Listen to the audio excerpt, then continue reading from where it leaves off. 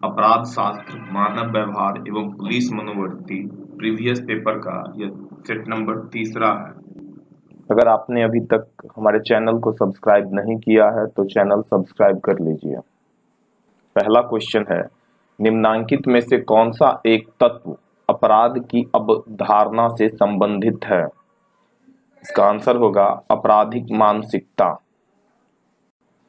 शराब पीकर बाजार में लड़ाई झगड़ा करना निम्नांकित में से किस तरह का अपराध कहा जाएगा? इसका आंसर होगा व्यवस्था के विरुद्ध अपराध। किसने कहा अपराधी जन्मजात होते हैं? इसका आंसर होगा लोम्ब्रोसो।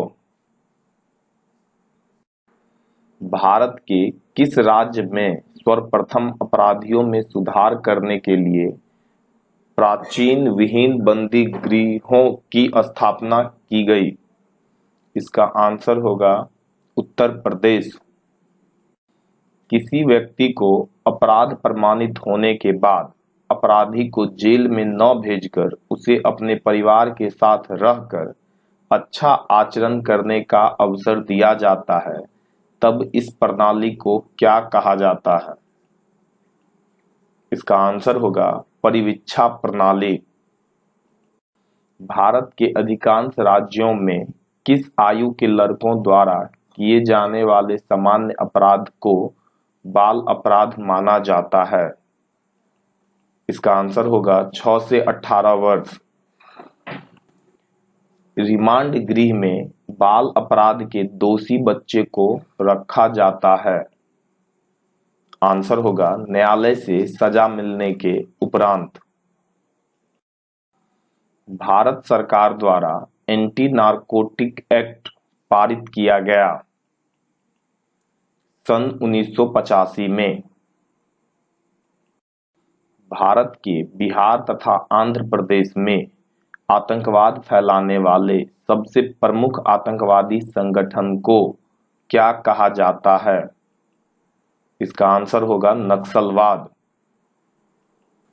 भारत में आतंकवाद निरोधक अध्यादेश कब लागू किया गया? इसका आंसर होगा वर्ष 1999। अपराध के शास्त्रीय संप्रदाय का निम्न में से कौन संस्थापक विद्वान है? इसका आंसर होगा सदरलैंड। निम्न में से कौन अपराध के इटालियन संप्रदाय के समर्थक नहीं है?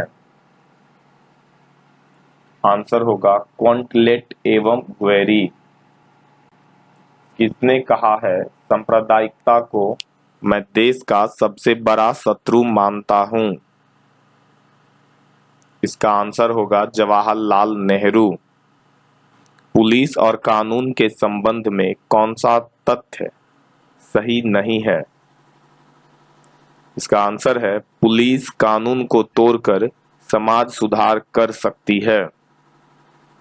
महिलाओं के विरुद्ध अपराध में कौन सा अपराध सिर्फ भारतवर्ष में ही अपराध माना जाता है? इसका आंसर है दहेज उत्पीड़न। अपराध शास्त्र के अध्ययन से किस कार्य में मदद नहीं मिलती है? इसका आंसर है अपराध के उद्भेदन में। अप्रतिमानता का अर्थ है स्थापित मूल्यों से विचलन। निम्नलिखित में से कौन आपराधिक न्याय व्यवस्था का अंग नहीं है? आंसर होगा नगर पालिका। समाज शास्त्रीय संप्रदाय द्वारा दिए गए अपराध की परिभाषा के अनुसार अपराधी सामाजिक दशाओं की उपज हैं।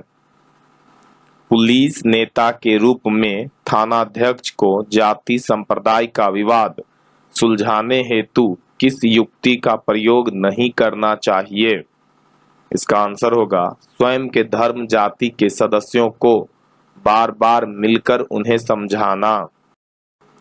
किसी अभियुक्त को अपराधी मानने के लिए अनिवार्य है कि न्यायालय में उसकी दोष सिद्धि हो।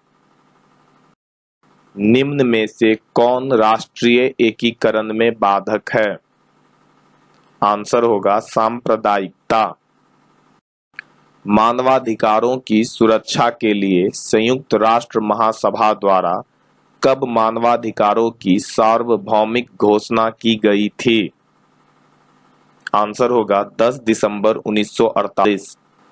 मानवाधिकारों के संरक्षण की सुनिश्चितता के लिए भारत सरकार द्वारा मानवाधिकार संरक्षण अधिनियम 1993 कब से लागू किया गया?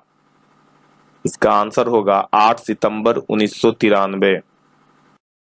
निम्नलिखित में से कौन जाति संघर्ष के उदाहरण नहीं है? इसका आंसर होगा कायस्थ एवं यादव के बीच संघर्ष।